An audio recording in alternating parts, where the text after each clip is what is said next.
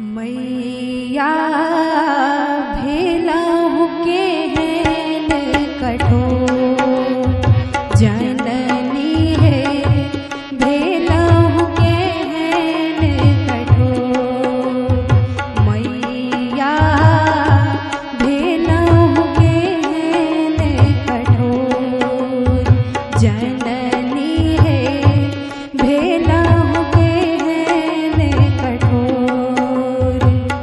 एहि संसारक दीन दुखी में, एहि संसारक दीन दुखी में हमर दुखक नहीं ओर। मैया भेलहु केहन कठोर जननी है, भेलहु केहन कठोर।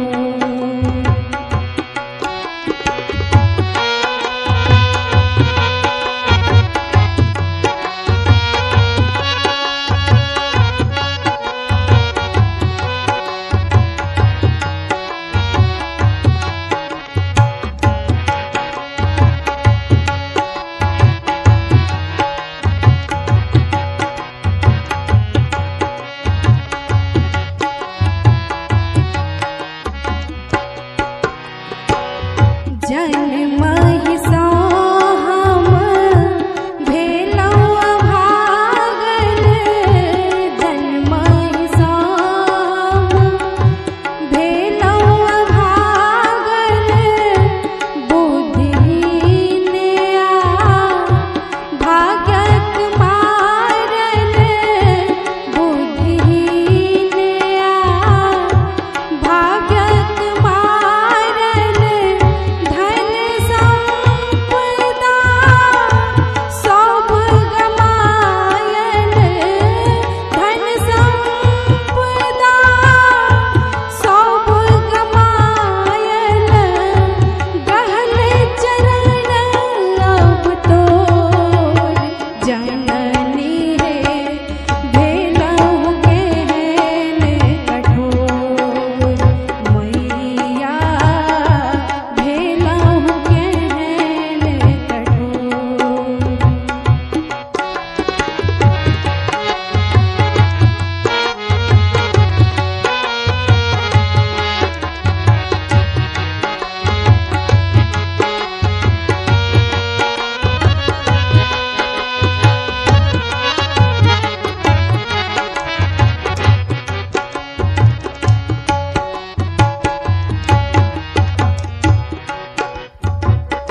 जप तप नियम ने पाठ करै छी, जप तप नियम ने पाठ करै छी।